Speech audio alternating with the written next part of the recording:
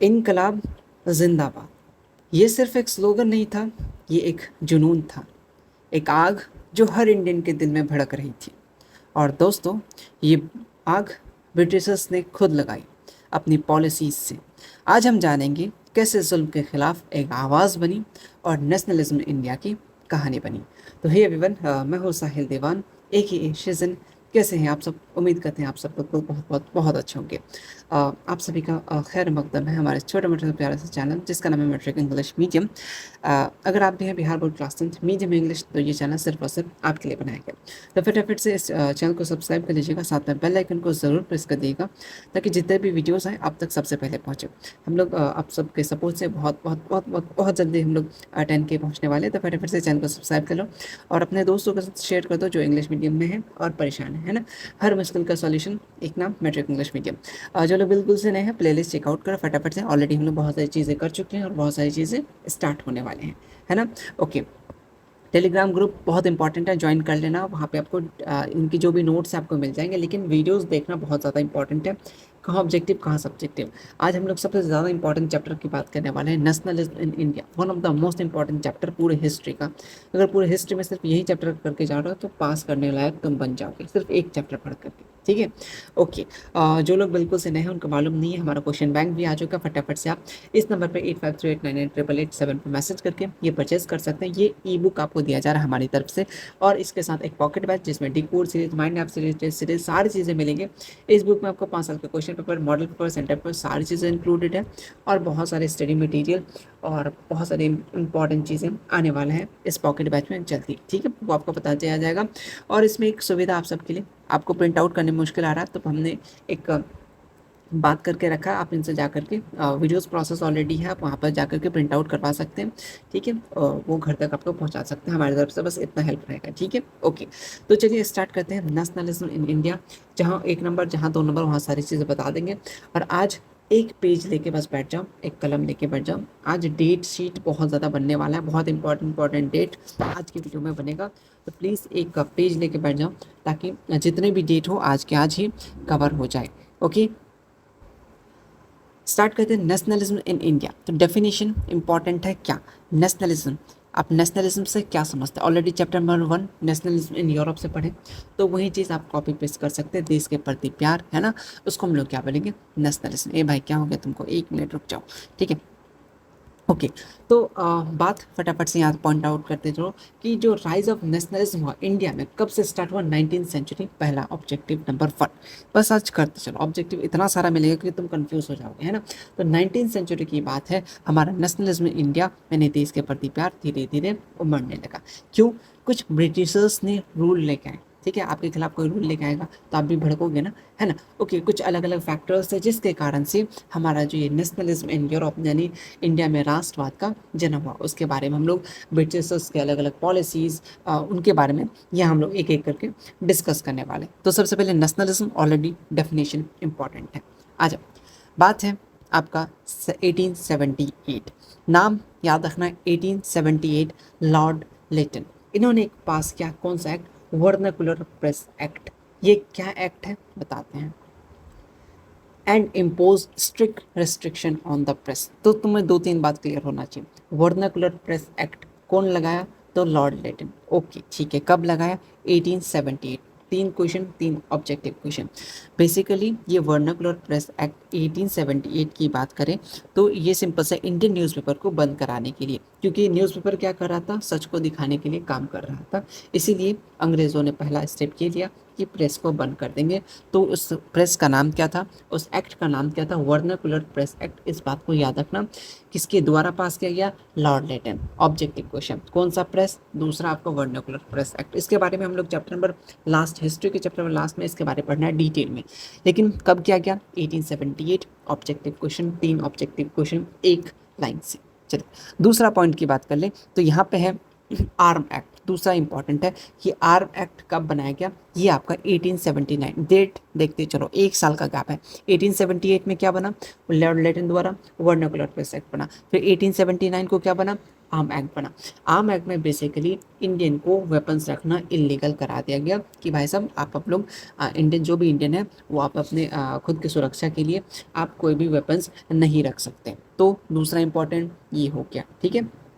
किस लिए हुआ था, ये वेपन्स के लिए हुआ था, ठीक, ओके, इलीगल करा दिया गया था। दूसरा ऑब्जेक्टिव क्वेश्चन। थर्ड है आपका एक बिल जिसका नाम है अल्बर्ट बिल, कब हुआ, 1883। ये अल्बर्ट बिल तीसरा हमारा ऑब्जेक्टिव क्वेश्चन हो गया। यहाँ से फटाफट से एक बार फिर से बता रहे हैं कि सबसे पहले ये पूछा जाता है कि लॉर्ड लेटन कौन सा एक्ट पास किया, vernacular press act, date important है। देन आपका 1879 आर्म एक्ट पास हुआ। देन अल्बर्ट बिल 1883, तीन डेट तीनों इंपॉर्टेंट है, ठीक है। फिर आते हैं थोड़ा आगे की तरफ। फिर अभी इस तरीके से कारवां चलता रहा। फिर आया लॉर्ड कार्जन जिन्होंने कलकत्ता कॉरपोरेशन एक्ट, कब, 1899 को ये एक्ट लाया गया। बहुत इंपॉर्टेंट है, डेट शीट बहुत इंपॉर्टेंट है कि कलकत्ता कॉरपोरेशन एक्ट कब आया, तो 1899। इसमें सिंपल सा क्या हुआ, इस एक्ट में basically which reduce the number of elected person in the municipality and increase the number of non elected person. इसमें ये एक्ट में बेसिकली ये लाया गया कि इसमें जो इलेक्टेड मेंबर हो गए म्यूनसिपैलिटी का वो इंक्रीज़ किया गया। कौन से जो इलेक्टेड मेंबर है उनको कम करके नॉन इलेक्टेड मेंबर को ज़्यादा बढ़ा दिया गया। कौन सा एक्ट में, कलकत्ता कॉरपोरेशन एक्ट। किसके द्वारा पास किया गया, लॉर्ड कार्जन। ये इंपॉर्टेंट है, नाम बहुत इंपॉर्टेंट है, याद रखो, अभी आएगा जस्ट, तो याद रखना। 1899 पूछता है कि कलकत्ता कॉरपोरेशन एक्ट किसने पास किया, तो लॉर्ड कार्जन। कब पास किया, 1899, ठीक है। देन आते हैं यूनिवर्सिटी एक्ट, कब आया था आपका, 1904। ये भी इंपॉर्टेंट है। इसमें ये किया, increase government control over the university. तो ऐसा क्वेश्चन आता है कि यूनिवर्सिटी एक्ट कब पास किया गया, तो 1904। 1804 क्या था, किसका कोड था, फटाफट से कमेंट सेक्शन में बोल सकते हो। एक ऑब्जेक्टिव क्वेश्चन कि बंगाल का पार्टीशन ऑफ बंगाल हुआ था 1905 बाय लॉर्ड कार्जन। बहुत इंपॉर्टेंट है, अभी जैसे इसका नाम मैंने बताया, लॉर्ड कार्जन। इन्होंने क्या किया, बंगाल का डिवीजन किया था, किसके बेसिस पे, कॉम्युनिज्म के बेसिस पे। मतलब सिंपल सा उनका क्या रोल था, basically divide and rule. Britishers का एक ही रोल था, डिवाइड करना, रूल करना। तो इसीलिए उन्होंने क्या किया, उन्होंने बंगाल का डिवीज़न कर दिया। किस कब किया, 1905। ये डेट इंपॉर्टेंट है, याद रख लो। अगर 5 बार में से 4 बार यही क्वेश्चन आएगा कि कार्जन, लॉर्ड कार्जन क्या किया था, ये पार्टीशन ऑफ बंगाल कब हुआ था, तो 1905 को हुआ था लॉर्ड कार्जन द्वारा, ठीक है। लेकिन एक क्वेश्चन इससे ये अगर पूछा तो ठीक है, अगर नहीं पूछा तो ये वाला ज़रूर पूछेगा कि कैंसिल कर दिया गया था वो जो पार्टीशन हुआ था। फिर फर्दर आगे जा करके ये जो पार्टीशन है बंगाल का, ये वापस से कैंसिल कर दिया गया था 1911 के द्वारा, लॉर्ड हार्डिंग द्वारा। ये नाम याद रखना बहुत ज़्यादा इंपॉर्टेंट ऑब्जेक्टिव। जिनके पास क्वेश्चन बैंक है आप जाके देखना, एक लाइन से ये सारे क्वेश्चन आ चुके होंगे, एक लाइन से। हिस्ट्री में ये सब बहुत फेवरेट सा ऑब्जेक्टिव क्वेश्चन है, ठीक है। इस चैप्टर को पढ़ने के बाद आप PYQ उठा के देख लेना। पहले सैम्पल पेपर और सेंटर पेपर दो चीज़ सॉल्व करना है, देन PYQ में आता है, ठीक है, ओके। और एक एक्ट था आपका 1907 में पास किया गया, ये सेडिशन मीटिंग एक्ट। सिंपल सा मीटिंग को बैन करने के लिए ये एक्ट बनाया गया। अभी तक ये क्वेश्चन नहीं पूछा है, बट बहुत चांसेस है क्योंकि ऊपर से नीचे तक पूछ चुका, बीच में ये छुपा हुआ था, ठीक, ओके। तो अगर न्यू क्वेश्चन फॉर्म करना हो तो ये क्वेश्चन आपसे चूज़ करेगा, अगर न्यू क्वेश्चन फॉर्म करना, वरना इधर उधर से काम हो जाएगा। देन आगे बढ़ते हैं। इंडियन प्रेस एक्ट कब पास हुआ था, 1910 को। सिंपल सा याद रखना है ना, ये सब एक्ट कब पास हुआ, क्या चीज़ें हैं। ये जो तुम्हें डेट शीट दिख रहा है, फटाफट से अपने कॉपी में वीडियो पॉज कर लो, आज का आज लिख लो। ये नहीं कि मेरे भरोसे भैया आप अलग अलग करके लिखा दीजिएगा, यार टाइम लगेगा, लास्ट में होगा। तुम जितना जल्दी ये सब रिवाइज कर सको, सारे के सारे PYQ में आ चुके हैं, ठीक है। आगे बढ़ते हैं। रेलवे, टेलीग्राम हो गया, टेलीग्राफ हो गया, ये सब ऑर्गेनाइज किया गया था ट्रांसपोर्ट सिस्टम के लिए इंडिया में, किसके द्वारा, डलहौजी के द्वारा। ये भी याद रखना, आपसे पूछता है कि रेलवे को कौन स्टार्ट किया, रेलवे कहाँ से कहाँ तक चला, मुंबई से थाने कितना किलोमीटर, ये सारी चीज़ें हम लोग ज्योग्राफी में पढ़ चुके हैं ना, ज्योग्राफी में पढ़ चुके हैं, याद रखो, पढ़ चुके हैं हम लोग ट्रांसपोर्ट एंड कम्युनिकेशन में। जो लोग नहीं पढ़े ज्योग्राफी NCERT से पढ़े तो थोड़ा सा समझ जाओ, SCERT के जाके चीज़ें फटाफट से देख लो, ठीक है। तो Lord Dalhousie railway, telegraph, basically transportation system start किया था, ठीक है, लॉर्ड डलहौजी।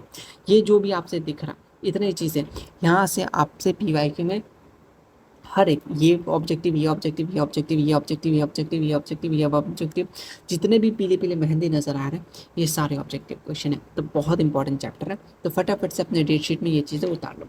सब्जेक्टिव जहाँ होगा हम बता देंगे। आ जाओ, ये सारे देखो, ये सारे रीजंस थे, इसी के कारण से क्या हुआ, हमारा नेशनलिज्म, अंग्रेजों के प्रति गुस्सा क्या हो गया हम लोग का, स्टार्ट हो गया। तो देखो इकोनॉमिक रीज़न भी था, कुछ कुछ अलग और बहुत सारे रीज़न है। तो सबसे पहले ये तो एक्ट वगैरह इतने सारे पॉलिसीज़ लेके आ रहे थे, इसलिए यहाँ से स्टार्ट हुआ, ये अपना पॉलिसीज़ का मैटर था। अब बात है इकोनॉमिक रीज़न। इकोनॉमिक रीज़न की बात करें तो जो कैश क्रॉप्स थे, ठीक है, cash crop at arbitrary prices, labor and worker facing difficulties in the industrial areas, remove of the import duty on the cotton textile in 1882, problem of industrialization in India, collection of more land revenue यानी land। देखो economic reason क्या क्या थे। सबसे पहले Britishers ने हमारे farmers को कैश क्रॉप यानी कॉटन हो गया, इंडिगो हो गया, जो जिसको लोग नील की खेती बोलते हैं, उसको सिंपल सा मजबूर कर दिया तुमको यही उगाना है बेसिकली, ठीक है। और खुद के मिल में वो जो उनका जो इंडस्ट्री है वहाँ पे वो ट्रांसफ़र करवाने लगे, ठीक है। फिर 1882 में क्या किया, इम्पोर्ट ड्यूटी लगा दिया, ठीक है। मतलब इम्पोर्ट ड्यूटी लगा दिया कब, आपका 1882 में, ठीक है। सॉरी रिमूवल है, हटा दिया, ठीक। 1882 में इससे क्या हो गया, इंडियन जो इंडस्ट्री बेस्ड वो क्या हो गया, इंडस्ट्री है वो बर्बाद हो गया। और प्रॉब्लम हो गया इंडस्ट्रियलाइजेशन इन इंडिया में, और बहुत ज़्यादा हैवी लैंड रेवेन्यू कलेक्ट करने लगे, बहुत ज़्यादा वो जो टैक्सेस है बहुत ज़्यादा बढ़ा दिया गया। ये सारे इकोनॉमिक रीज़न थे। आपसे अभी तक नहीं पूछा, बट एग्जामिनर न्यू क्वेश्चन बनाना चाहा तो पूछेगा what are the main causes या reason behind the nationalism in India, क्या कारण था। तो सबसे पहले उसका पॉलिसीज़ हो गया, ये इतने सारे पॉलिसीज़ लेकर आ रहे थे इसलिए भड़केगा ना भाई, ठीक है। इकोनॉमिक रीज़न क्या हो गया कि हम जो लगाने बोलेंगे वही तुम लगाओगे, ठीक है। और तुम लोग का हम अपना इंडस्ट्री लेकर आएंगे, तुम लोग अपना सामान नहीं रख सकते, ये सारी चीज़ें इकोनॉमिक रीज़न हो रहा। बहुत ज़्यादा रेंट बढ़ा दिया, तो ये सारे क्या हो गए, इकोनॉमिक रीज़न हो गया। सोशल रीजन्स की बात करें, the britishers lockdown upon India, the British people illiterate Indian train clubs street hostel discrimination Indian and Indian civil services, ठीक है, ओके। सोशल रीज़न की बात करें, देखो यहाँ क्या किया कि ब्रिटिशर्स ने ओपनली इंडियन को, जो भी इंडियन देखते थे उनको ओपनली इंसल्ट करना स्टार्ट कर दिया, चाहे वो ट्रेन में हो कहीं पे भी हो, कि आपने देखा होगा are you Indian, same time इस तरीके से जैसे हमें अक्सर ट्रीट किया जाता है, अरे ये तो बिहारी है ना, तो उसी तरीके से इंडियन को भी ब्रिटिशर्स ने क्या करते थे, ट्रीट करते थे, क्या करते थे, इंसल्ट करते थे, ठीक है, ओके। और डिस्क्रिमिनेशन करते थे, भेदभाव रंग के आधार पे और स्टेटस के आधार पे, ठीक है। लेकिन उसके अगेंस्ट में बात करें, सुरेंद्र नाथ बनर्जी, नाम याद रखना, ऑब्जेक्टिव में आपके इनका फोटो दिया गया, तो ये फर्स्ट सिविल सर्विस मैन है इतने सारे होने के बावजूद, ठीक है। ये एक फर्स्ट इंडियन सिविल सर्विस बने, कौन, सुरेंद्र नाथ बनर्जी, इस नाम को याद रखना। तो ये हमारे क्या हो गया, सोशल रीज़न हो गया। और कुछ स्टार्ट करेंगे आगे से। तो देखो अगर रीज़न की बात करें तो हम लोग पॉलिसीज़ के बारे में पढ़ लें, इकोनॉमिक रीज़न जान लें किस किस कारण से नेशनल और जागा, और हमारा सोशल रीज़न के बारे में भी हम लोग जान लिए। तो सिंपल सा बात है कि जितना ज़्यादा ब्रिटिशर्स ने हमें दबाने की कोशिश किया, लेकिन इंडिया में क्या किया, उतने ज़्यादा लोग यूनाइट होने स्टार्ट कर लिए, ठीक है, ओके। आगे बढ़ते हैं, रिलीजियस रिफॉर्मेशन मूवमेंट, कुछ कुछ रिलीजियस रिफॉर्मेशन मूवमेंट स्टार्ट हुआ कब से, जब इंडिया 19th सेंचुरी की बात है, ठीक है। और ये बहुत ज़्यादा इंपॉर्टेंट रोल अदा किया, ठीक है, okay. In 19th century many reformers started movement against social and religious practices वगैरह करने लगा। तो इंपॉर्टेंट रिफॉर्मर्स के नाम याद रखिएगा, राजा राम मोहन राय, इन्होंने ब्रह्मो समाज और सती के खिलाफ, चाइल्ड मैरिज के खिलाफ, कास्ट डिस्क्रिमिनेशन के खिलाफ क्या किया था, रिफॉर्म्स लाया था, ठीक है। नाम याद रखना, राजा राम मोहन राय। ब्रह्मो समाज कौन क्या था, राजा राम मोहन राय। बस इनका नाम आपके बुक में मेंशन है, बट एग्जामिनेशन में ये पूछता है कि राजा राम मोहन राय कौन सा समाज का स्टार्ट किया था, कौन सा समाज स्टार्ट किया था, तो ब्रह्मो समाज, ठीक है। सती कौन अपोज किया था, तो राजा राम मोहन राय। नाम इंपॉर्टेंट है, इस बात को तुम याद रखना। तो ये सब हमने क्या, रिलीजियस एंड सोशल रिफॉर्मर थे, ठीक है। देन आते हैं हम लोग, कौन आते हैं, देवेंद्र नाथ टैगोर की बात करें, इन्होंने कंटिन्यू किया, ब्रह्मो समाज को ये वापस से क्या किया, कंटिन्यू किया, और ये क्या किया, एक रैशनल रिलीजन आइडियाज़ को क्या किया, फैलाया, ठीक है। देखो तो क्योंकि सब अलग अलग बिछड़े हुए थे, है ना, अब किसी से मतलब नहीं, तो सबको अपना जो भी ग्रंथ होता है, जो भी चीज़ होता है ना, तो अपने रिलीजन के अकॉर्डिंग उन सबको समझाया कि ये चीज़ें हैं, हमें यूनाइट होकर रहना है। देन ईश्वर चंद्र विद्यासागर, इन्होंने विडो मैरिज रीमैरिज को, पहले क्या होता था, जिन औरत का, लेडीज़ का हस्बैंड डेथ कर जाता था तो उनको ही साथ में जला दिया जाता था, मार दिया जाता था, या कहीं रख के आ दिया जाता था। तो ये इन्होंने इस पे काम किया कि जो विधवा हो गई है उनके साथ भी शादी कर सकता है। तो ये प्रोग्राम, ये चीज़ें इन्होंने किया, वुमेन एजुकेशन के लिए काम किया। ये सारे क्या रिफॉर्मर्स थे, ये सारी चीज़ें क्या थे, रिफॉर्मर्स थे। ठीक है। स्वामी दयानंद सरस्वती, इन्होंने आर्य समाज का फाउंडेशन रखा और इन्होंने प्रमोट किया वेद्स को, है ना। तो और उन्होंने एक ये दिया था कि गो टू वेदास, ये दयानंद सरस्वती का एक क्या बोल सकते हैं स्लोगन है, गोज टू वेदास या गो टू वेदास, इस तरीके का। आगे चैप्टर्स में आएंगे या हो सकता है मैंने पीवाई में करा रखा हूँ, फटाफट से आप लिख लो। गो टू वेदास किसने कहा था, दयानंद सरस्वती ने। ठीक है, इस बात को याद रखना। ठीक। देन रामकिशन की बात करें, इन्होंने अलग अलग रिलीजियस के बारे में, रिलीजियस चीज़ों को फैलाया। और इनका ये कहना था कि जागो और तब तक जागो जब तक कि तुम अपने गोल तक अचीव नहीं कर सको। ठीक है।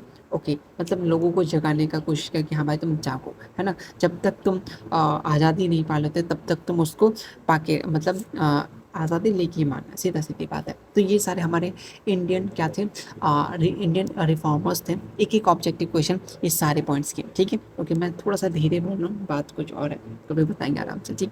ओके, ये सारे रिफॉर्मर्स ने क्या किया, बेसिकली एक इम्पैक्ट डाला कि इंडियन को अपना कल्चर और रिलीजन पे प्राइड है, मतलब हम अपना कल्चर और अपना रिलीजन पे हमें क्या है, गर्व है। तो इन्होंने अपना कल्चर, अपना रिलीजन को बताया, ये सारी चीज़ें स्टार्ट किया। तो ये क्या हो, एक रिफॉर्मेशन टाइप का हुआ, है ना। तो ये इंडियन रिफॉर्मर्स है।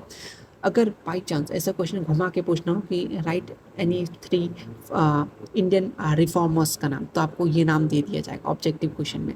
ठीक है, ये सब तो आएंगे, ये तो गारंटी लिख के रख लो, है ना। ओके, इसके साथ साथ कुछ यूरोप के स्कॉलर हैं, उन्होंने क्या किया, उन्होंने भी इनकी किताबों से, यानी इंडियन कल्चर का जो किताब है उसको क्या किया, उसको लिया और ट्रांसलेट करके समझने की कोशिश किया कि आखिर क्या है ना। फिर उनसे भी इंस्पायर होकर इन्होंने भी कुछ कुछ अपना अपना ऑर्गेनाइजेशन, अपना अपना सोसाइटी वगैरह खोला। जैसे यहाँ पे जैसे अलग अलग आपको नाम दिया गया। विलियम्स की बात करें, इन्होंने एशियाटिक सोसाइटी को क्या किया, सिंपल सा एशियाटिक सोसाइटी को फाउंडेट किया। ठीक है। और इन्होंने बहुत ज़्यादा संस्कृत वर्ड्स को, जो भी संस्कृत का वर्क है उनको ट्रांसलेट किया इंग्लिश में और अपने चीज़ों को समझाए। फॉर एग्जांपल मैं भी बुक का चीज़ें उठा रहा हूँ, उसको हिंदी में या आसान लैंग्वेज में समझा रहा हूँ। इसी तरीके से कोई लैंग्वेज आपको नहीं आता है तो वो चीज़ ट्रांसलेट करके समझा रहा है ना। तो ये सारे यूरोप के स्कॉलर्स थे। ठीक है, किसी ने ऋग्वेदा को, टेक्स्ट को अदर ट्रांसलेट करके लोगों तक पहुँचाया कि हाँ भाई सब, इनके ग्रंथ में ये चीज़ें हैं, है ना। तो ये क्या क्या, और कोई लोग तो क्या किया, मैं आपका चार्ल्स की बात करिए, प्रमोट किया इंडियन फिलोसफी और लिटरेसी को, ये क्या किया, प्रमोट किया, है ना। ओके, तो इम्पैक्ट में क्या हुआ कि this moment give Indian sense and pride the religion culture. अभी मैंने बात किया कि इससे क्या इम्पैक्ट पड़ा कि इंडिया को अपना गर्व अपने कल्चर पे, अपने रिलीजन और कल्चर पे। ठीक है, और इससे क्या हो गया, आइडिया फैला यूनिटी का, इक्वालिटी का और फ्रीडम का, है ना। और ये क्या हुआ, कॉन्ट्रीब्यूट किया राइज ऑफ नेशनलिज्म। ठीक है।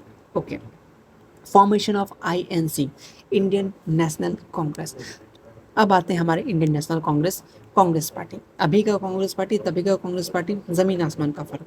ठीक है। ओके, तो formation of Indian national Congress कब हुआ, 1885। बहुत इंपॉर्टेंट डेट है, बहुत बहुत बहुत बहुत बहुत ज़्यादा इंपॉर्टेंट डेट है, इस डेट को याद रख लो।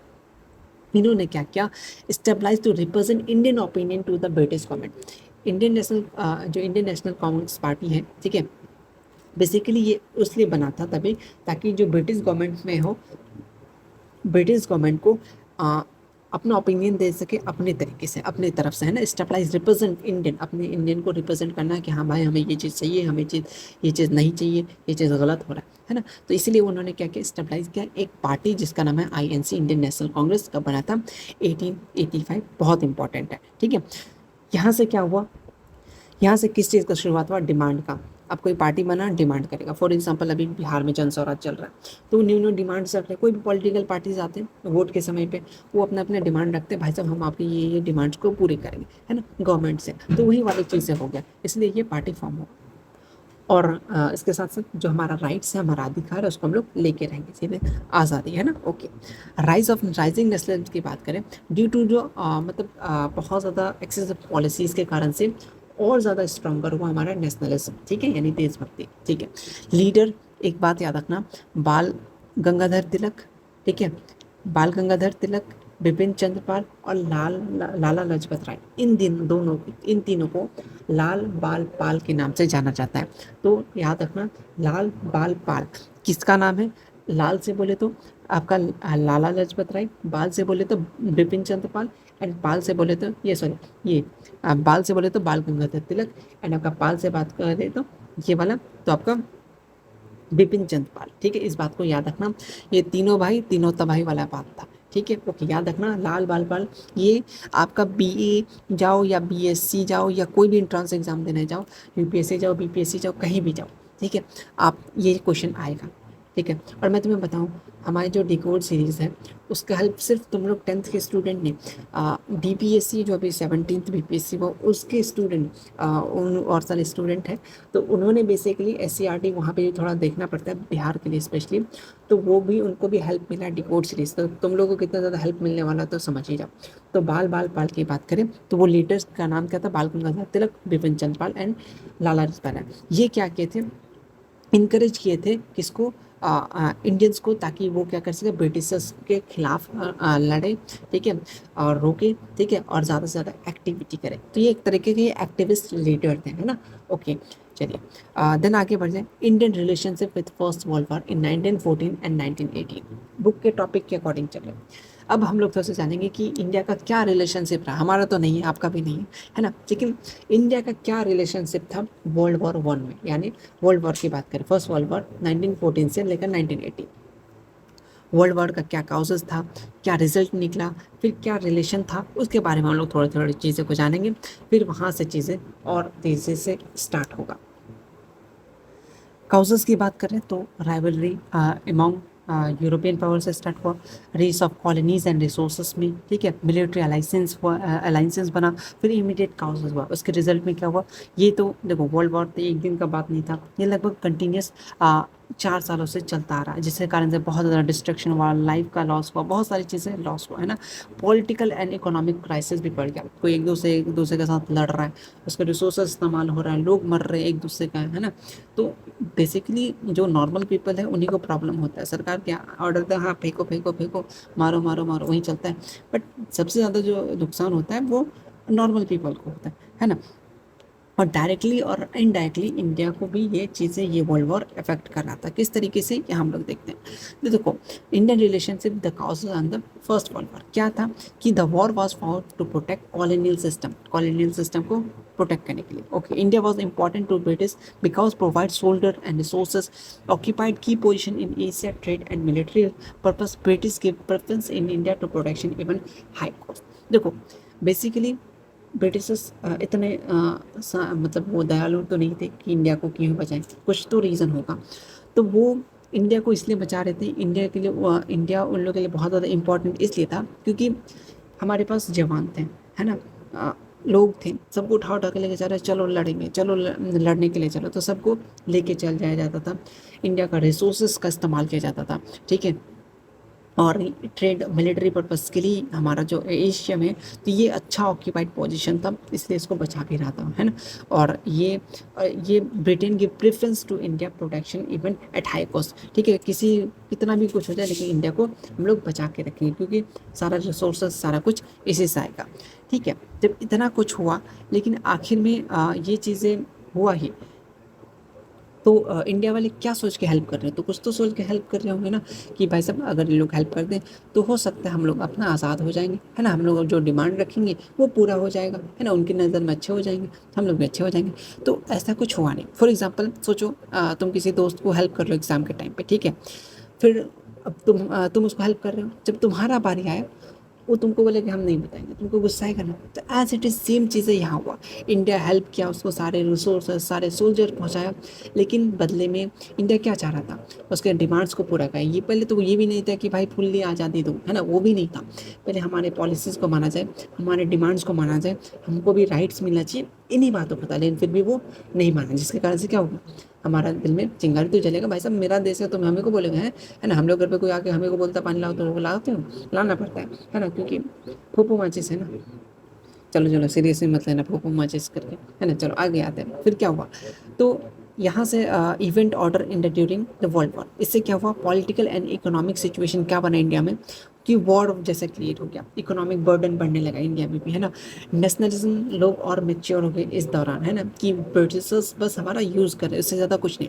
जैसे लीडर है, जैसे तिलक हो गया, गांधी जी, ये सब ब्रिटिशर्स को प्रेसाइज करने लगे, प्रेशर देने लगे कि अगर आप नहीं कीजिएगा तो हम लोग छोड़ देंगे, सीधा सीधी बात, है ना। तो ये प्रेशर्स करने लगे। उनके प्रेशर में फिर एक क्या मूवमेंट स्टार्ट हुआ, स्वराज मूवमेंट, जहाँ से स्टार्ट हुआ डिमांडिंग कि भाई साहब तुम लोग हेल्प के कुछ नहीं कि तुम लोग हमें ये अपने जो भी हमारे डिमांड्स है उसको भी पूरा नहीं कर रहे हो तो छोड़ो भाई, अब हम लोग अपना स्वराज, अपना रूल बनाएंगे, तुम लोग रूल में रहने ही नहीं, है ना। तो पहला क्या डिमांड हो गया, तो स्वराज मतलब होम रूल, ठीक है। एनी बेस्ट एंड तिलक, इन्होंने एक लॉन्च किया एक मूवमेंट जिसका नाम था होम रूल, इंपॉर्टेंट है। आपसे ऑब्जेक्टिव क्वेश्चन पूछा था जाता है कि होम रूल किसने स्टार्ट किया, होम रूल मूवमेंट किसने स्टार्ट किया, तो एनी बेस्ट एंड तिलक, दोनों इंपॉर्टेंट है। किससे इंस्पायर्ड होकर अभी तक नहीं पूछा, बट अगर बहुत लेंदी पेपर बनाना हो, हाई पेपर बनाना हो, सबका दिमाग खराब कर देना हो, तो ये पूछेगा कि होम रूल जो बनाया एनीवेज ने, तो किससे इंस्पायर्ड होकर के, आयरलैंड से स्टार्ट होकर, मतलब इंस्पायर्ड होकर के, है ना। जैसे मैं ये जो चैनल बनाया हूँ, तो ये हमारे जो डैशिंग सीएम ने का मूवी है, हीरो का नाम भूल गया मैं, महेश बाबू, उनसे देख करके मैंने चैनल ये इंस्पायर्ड होकर वो ये चैनल बनाया। इसी तरीके से जो आयरलैंड के फ्रीडम स्ट्रगल को देख करके जो एनीबिस्ट है और तिलक है, ये इससे इंस्पायर्ड होकर के होम रूल मूवमेंट यानी अपना रोल स्टार्ट किया, ठीक है, ओके। फिर हमारा आता है कुछ रेवोल्यूशनरी मूवमेंट, यहाँ से धीरे धीरे स्टार्ट हो गया। ये रेवोल्यूशनरी मूवमेंट धीरे धीरे बंगाल से, महाराष्ट्र, पंजाब से पूरा धीरे धीरे धीरे धीरे पूरे चारों तरफ इंडिया के बाहर तक फैल गया, ठीक है। फिर स्टार्ट हुआ कौन, एक गदर पार्टी, लाला हरदयाल एक पार्टी बनाया जिसका नाम है गदर पार्टी, इंपॉर्टेंट है। कहाँ बना, यूएसए में, ठीक है। ये प्लान करा था आर्म रेवोल्यूशन, ठीक है, ओके, इस बात को याद रखना। यूएसए अभी तक नहीं पूछा, सिंपल सा आपसे यही पूछता रहा है बिहार बोर्ड कि गदर पार्टी कब फॉर्म हुआ, 1913, किसके द्वारा, लाला हरदयाल। कौन बनाया, गदर पार्टी। कहाँ बनाया, ये नहीं पूछा, तो यूएसए में। किसके अगेंस्ट, प्लान आर्म रेवोल्यूशन के अगेंस्ट, ये दोनों नहीं पूछा। हाईली चांसेस से बहुत डेप्थ में क्वेश्चन बनाना हो, सबका दिमाग खराब करना हो, तो ये एक क्वेश्चन फॉर्म करेगा। मैं तुम्हें सारे पॉसिबल चीज़ें बताता रहूँ, ठीक है, ओके। 1916 आर्म रेवोल्यूशनरी एक्टिव क्या हो गया, धीरे धीरे इंक्रीज हो गया। तुम्हें बस ये पॉइंट याद रखना है जहाँ मैंने मेहंदी लगा दिया, ठीक है, ओके। यूनिटी अमॉन्ग इंडियंस की बात करें तो मॉडरेट यहाँ पे क्या हुआ, जब देख रहा है कि ब्रिटिशर्स हमारी बात नहीं मान रहे, हमारे उनको हेल्प किए, उनको वर्ल्ड वॉर में उनके साथ लड़े, अपना नुकसान कराए, बट फिर भी उन लोगों का कुछ नहीं हुआ, जैसा था वैसे बिहेव हो रहा है। तो जो मॉडरेट लोग थे और एक्सट्रीमिस्ट थे वो सब एक साथ आ गए। मॉडरेट एक्सट्रीमिस्ट समझा, बेसिकली देखो कुछ मॉडरेट एक्सट्रीमिस्ट कैसे समझाए तुम्हें कि कुछ लोग कोई पार्टी को लेकर के बहुत ज़्यादा, मतलब ऐसा वर्ड तुम समझ में आ रहा हो, तुम लोग क्या समझते हो वही वर्ड। तो बेसिकली एक पार्टी के खिलाफ वो सुनना ही नहीं चाहता, एकदम एक्सट्रीम लेवल पे, एकदम फैन है जिसको बोल सकते हो, है ना। तो नहीं, अभी कोई प्लेयर का भी नाम नहीं लेंगे, खामखा मुझे ही पड़ जाएगा। तो कोई भी है, आप फॉर एग्जांपल जैसे मैं अपना एग्जांपल ले लेता हूँ। जैसे मैं किसी को फॉलो करता हूँ, है ना, तो कोई बंदा अगर उसके खिलाफ कुछ बोलेगा तो मैं भड़क जाऊँगा, तो मैं क्या हुआ, एक एक्सट्रीमिस्ट हो गया, है ना, कि भाई एक्सट्रीम एकदम है। तो और मॉडरेट में हाँ चलेगा, ठीक है, हाँ दोनों तरफ से मेकअप, ठीक है, कुछ अच्छाई भी है कुछ बुराई भी है, तो वो वाला चीज़ है। तो मॉडरेट लेवल पे और एक्सट्रीमिस्ट जो लीडर थे, जो चाह रहे थे कि लड़के अभी आज़ादी ले लेंगे, और कुछ लोग थे कि नहीं भाई अभी बात करके देखते हैं, बात मान रहे हैं तो ठीक है, तो उस टाइप के लीडर थे। तो अब दोनों लीडर्स जो एक्सट्रीमिस्ट थे, मतलब अभी लड़ लेंगे, चलो अभी खून गर्म में लड़के हटा भगा देंगे, और कुछ मॉडरेट वाले, हाँ ठीक है पॉलिसीज़ है, बात करके सुलझ जाएंगे तो ठीक है, तो वो लोग मिल करके सब एक साथ आ गए। क्यों, क्योंकि जब तक यूनाइट नहीं होगे तब तक तो कुछ होने वाला है नहीं। अभी तक तुम पूरे जहाँ का भी नेशनलिज्म इन यूरोप पढ़ा, कहीं का भी पढ़ा, तो सब में देखो, सब जब तक लोग यूनाइट नहीं हुए तब तक कोई चीज़ कामयाब नहीं हो पाया। इसलिए जब तक तुम मिल के नहीं रहोगे, ठीक है, यूँ बटोगे कटोगे, ठीक है, तब तक कुछ नहीं होने वाला, सीधा सीधी बात है ना। Both group agree to join political campaign, दोनों ग्रुप क्या हो गया, ज्वाइन हो गया। बेसिकली तुम्हें कहीं राज करना हो तो तुम दोनों में कुछ डाल दो कि हाँ भाई साहब तुम्हारे खिलाफ ये भड़का रहा था, तुम्हारे खिलाफ ये भड़का रहा था, तो तुमको राज करने में ईजी होगा। तो ब्रिटिशर्स यही चाह रहा था, लेकिन फिलहाल सब कोई मॉडरेट और एक्सट्रीमिस्ट जो है ये पार्टी ज्वाइन कर ले, ठीक है, साथ में आए। फिर गांधी जी क्या स्टार्ट किया, मास मूवमेंट स्टार्ट किया इस पीरियड में, ठीक है, सक्सेसफुल सत्याग्रह भी स्टार्ट किया। आगे इसके बारे में कितना किलोमीटर चले, कहाँ से कहाँ तक चले, कब चले, सारी चीज़ें बताना है। चंपारण जैसे 1917, इंडिगो फार्मर को सपोर्ट करने के लिए, खेड़ा 1918, पीजेंट जो फैमाइन से लड़ रहे थे उनके खिलाफ, है ना, ये मूवमेंट था। अहमदाबाद 1918, मिल वर्कर्स के लिए। तो ये जो डेट है तुम फटाफट से याद कर लो, ठीक, ये 3 डेट इंपॉर्टेंट है, चंपारण, खेड़ा, अहमदाबाद, 1917, 1918, 1918, ठीक है। ओके, देन किसके लिए, चंपारण में इंडिगो फार्मिंग के लिए, ठीक है, यहाँ पे किसानों के लिए खेड़ा में, एंड देन आपका जो अहमदाबाद में 1918 मिल वर्कर्स के राइट्स के लिए गांधी जी ने इतने 3 जगह मूवमेंट किए, मतलब सक्सेस रहा सत्याग्रह, ठीक है। Okay, first impact on the world war one, क्या इम्पैक्ट पड़ा था, यहाँ चीज़ है। तो बात ये हुआ, सीधा तो ये तुमको मालूम है कि प्राइसेस जो है सामान के बहुत ज़्यादा बढ़ गए, और ज़िंदगी जीना बहुत ज़्यादा मुश्किल हो रहा था, मतलब प्राइस बहुत ज़्यादा हाई हो गया। जो वर्कर्स था, पीजेंट था, फार्मर था, ये परेशान हो गया। हैवी डिफेंस, मतलब जो खर्चा हो रहा था डिफेंस में बहुत ज़्यादा बढ़ गया, ठीक है। और गवर्नमेंट जो है, जो गवर्नमेंट है, गवर्नमेंट ब्रिटिशर्स वो न्यू न्यू टैक्सेस ला रहे हैं पैसा लेने के लिए, है ना। और जो इंपोर्ट फ्रॉम इंग्लैंड स्टॉप, जो इंडस्ट्रियल टेक्सटाइल वगैरह था आता था, उनको भी बंद कर दिया गया। और इंडस्ट्राइल जो इंडियन इंडस्ट्राइल जो है वो जो जब इंपोर्ट इंग्लैंड से स्टॉप हुआ तो कुछ इंडस्ट्री है, इंडियन इंडस्ट्री जो थे टेक्सटाइल वगैरह, वो क्या हुआ, थोड़ा सा ग्रो करना स्टार्ट हुआ, प्रॉफिट वगैरह ग्रो स्ट्रॉन्गर होने लगा। ये इकोनॉमिकल इम्पैक्ट रहा, लेकिन ओवरऑल जो प्राइसेस वगैरह थे, सामान वगैरह था, उनका दाम तो बढ़ ही चुका था, है ना। Okay, then rise of national industries की बात करें तो इम्पोर्ट फ्रॉम गुड रिड्यूस, जो इम्पोर्ट होता था सामान वो क्या हो गया, वो रिड्यूस हो गया, ठीक है। और बाहर का सामान जब आना बंद हो गया, इंडियन जो इंडस्ट्रीज़ है जैसे टेक्सटाइल, स्टील वगैरह, केमिकल होगा, ये धीरे धीरे क्या होगा, फैलने लगा, है ना। ओके, फिर यहाँ से क्या हो गया, capitalist wanted to protection of their industry. Capitalist क्या होता है बताओ फटाफट से, हम लोग पढ़े 3 क्लास में डिवाइड किए थे। जो पूंजीवादी लोग हैं वो लोग क्या चाह रहे थे, अपना प्रोटेक्शन चाह रहे थे, ठीक है, अपने इंडस्ट्रीज़ को लेकर के। ओके, और वो लोग ये रियलाइज़ किए कि ये जो हमारा इंडस्ट्री है ये ट्रू ग्रो कब करेगा, जब पॉलिटिकल फ्रीडम मिलेगा, तभी पॉलिटिकल फ्रीडम, सब अपना सिंपल सा सब इंडियन सामान इस्तेमाल करने लगा, बाहर का चीज़ें आना बंद हो गया। तो उनको तब फील हुआ कि यार अगर पॉलिटिकल फ्रीडम मिल जाए तो हम लोग बहुत अच्छा ग्रो कर सकते हैं। फिर क्या हुआ, धीरे धीरे स्ट्रेंथिंग ऑफ नेशनलिज्म, मतलब सिंपल सा बात ये हुआ कि वॉर धीरे धीरे ख़त्म हुआ इंडिया वगैरह में, ठीक है, थोड़ा थोड़ा कम हुआ,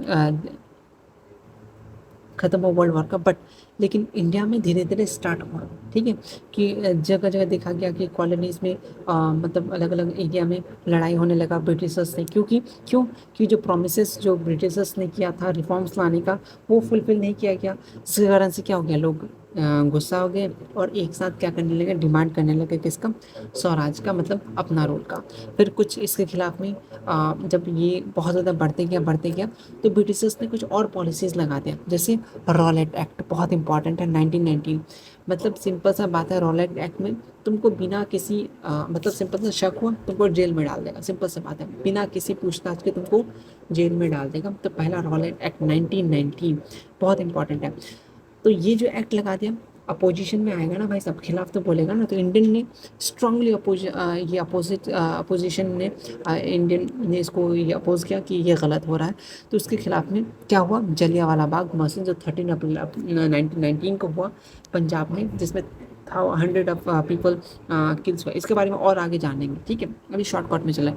मार्शल लॉ इम्पोज हुआ पंजाब में, जिसमें क्या हुआ, एक मतलब 2 से ज़्यादा लोग आपस में नहीं मिल सकते। ये सारी चीज़ें अभी एक एक करके पूरा डिटेल में कहानी आएगा, मतलब हम लोग बात करेंगे, ठीक है।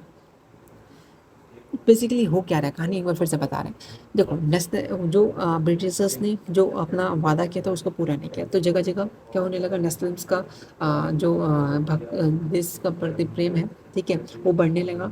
और क्या स्टार्ट होने लगा, डिमांड ऑफ स्वराज। उसके खिलाफ में उसको दबाने के लिए ब्रिटिशर्स ने पॉलिसीज लाई, रॉलेट एक्ट, ठीक है, जो जा रहा है प्रोटेस्ट कर रहा है वैसे उसको उठा लो बिना किसी ट्रायल के।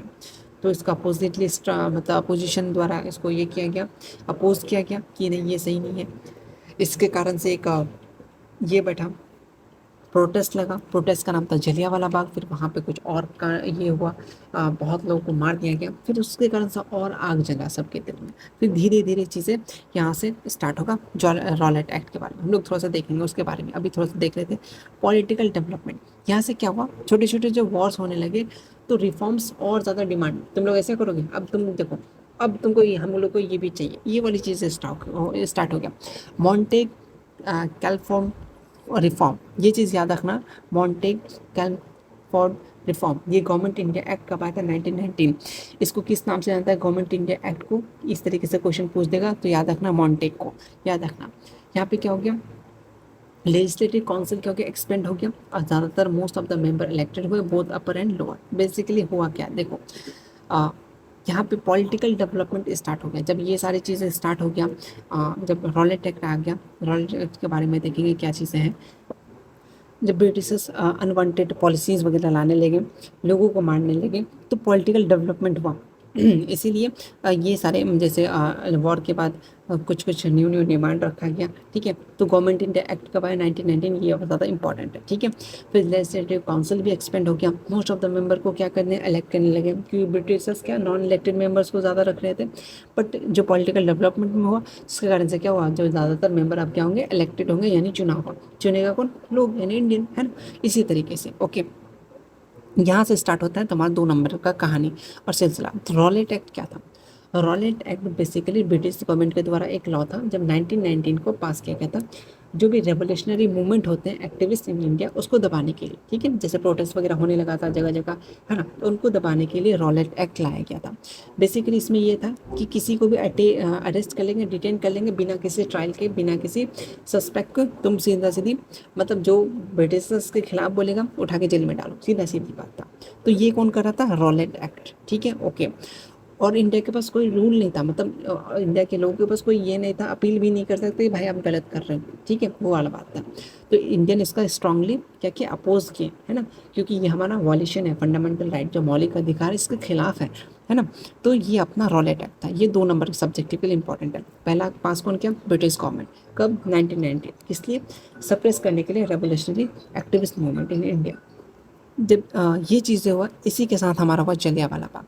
सब लोग जब ये लॉ लाया गया तो लोग प्रोटेस्ट करने जमा हुए, ठीक है। एक नेशनल वाइड स्ट्राइक के नाम से 6 अप्रैल 1919, किसके अगेंस्ट, यहाँ प्रोटेस्ट किसके अगेंस्ट, रॉलेट एक्ट के अगेंस्ट, कि भाई साहब आपने ये जो नियम लाया है, बेसिकली ये आपका नियम जो है कि हमारे फंडामेंटल राइट्स के खिलाफ है, ठीक है। आप हमारे जो जीने का तरीका है, या फिर फंडामेंटल जो भी हमारे लाइफ का हक है, उसको आप लोग ख़त्म कर रहे हो, बोलने भी नहीं दे रहे हो, उठा के लेके जा रहे हो। तो 2 लोकल लीडर जैसे सत्यपाल, एक कीचू, ठीक है, ये 2 लीडर को बेसिकली उठा के ले गया था, ठीक है, अरेस्ट कर लिया था। कब, आपका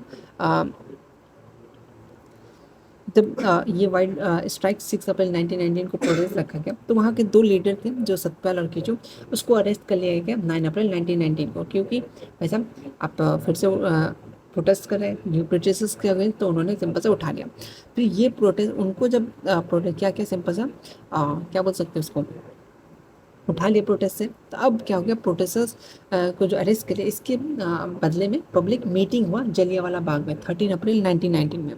तो वहाँ पे लोग जमा हुए, तब ब्रिटिशर्स जो डिस्ट्रिक्ट मजिस्ट्रेट थे, जनरल ओ डायर, नाम याद रखना, वो गए, गेट लॉक किए, ठीक है, एंड देन ओपनली फायर का उन्होंने क्या बोला कि वो अपने जो भी थे, ठीक है, सोल्जर, उनको बोला कि गोली चला दो। तो पूरा का पूरा फायर किए, ठीक है, पूरा पीसफुल गैदरिंग सिंपल सा बैठा हुआ था, ठीक है। तो अंधाधुंध गोली चले, जिसमें लगभग हज़ारों पीपल क्या हो गए, उनका डेथ हो गया, ठीक है, बहुत लोग इंजर हुए। इसी को हम लोग क्या बोलते हैं, जलियांवाला बाग मसस, ये वाला हुआ था। किस लिए स्टार्ट ये हुआ था कि नेशनल वाइड स्ट्राइक में बैठे थे 6 अप्रैल को, प्रोटेस्ट रॉलेट एक्ट के अगेंस्ट, ठीक है, कि भाई साहब रॉलेट एक्ट मत लगाइए, ठीक है, ये हमारे रूल के खिलाफ है ना, क्यों ही लगाएंगे, हमारे देश में हमें को राज कीजिएगा। तो सत्यपाल और कीचो को जेल लेके गया। इसके अगेंस्ट एक मीटिंग रखा गया जलियांवाला बाग में 13 अप्रैल। फिर ब्रिटिशर्स को पता चला, यहाँ पे लोग जमा हुए। जनरल ओ डायर, याद रखना कि गोली चलाने वाला, ऑर्डर देने वाला, तो वहाँ का जनरल का नाम क्या था, तो जनरल डायर, ठीक है, ओके।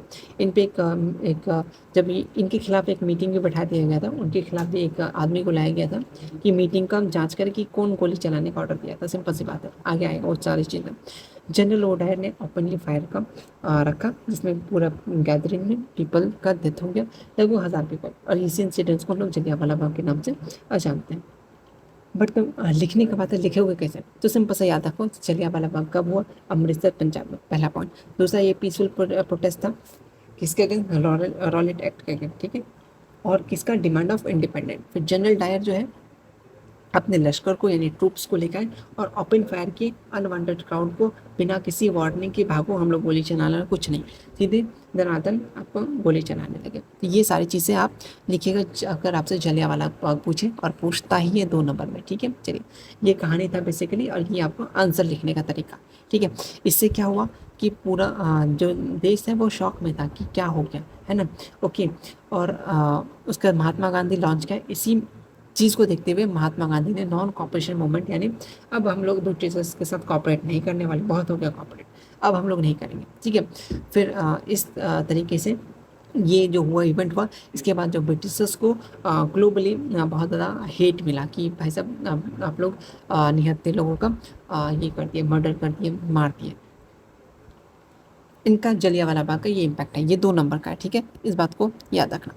40 मिनट हो गए, हम लोग इस पार्ट को नेक्स्ट में कवर करेंगे क्योंकि बहुत बड़ा चैप्टर है। खिलाफत मूवमेंट, देन के बाद में उसको किस तरीके से लिखना है, फिर कोलकाता सेशन के बारे में, फिर नागपुर सेशन के बारे में, फिर नॉन कॉपरेशन मूवमेंट, फिर रीज़न क्या था, टाइप ऑफ गवर्नमेंट अडॉप्ट किया गया, रिजल्ट में क्या था, गांधी जी किस तरीके से कहाँ चले, चौरी चौरा मूवमेंट कहाँ हुआ था, कब हुआ था, ये सारी इंपॉर्टेंट चीज़ें अभी और आने वाले वीडियोज़ में आपको मिल जाएगा। तब तक के लिए अपना ख्याल रखिए, ठीक है। कैसा लगा वीडियो हमें कमेंट करके बताइए, और क्या चीज़ें ऐड होना चाहिए वो बताइए। वीडियो थोड़ा धीरे धीरे बोले, कुछ रीज़न है। मिलते हैं हम लोग नेक्स्ट वीडियो में, तब तक के लिए take care, thank you so much.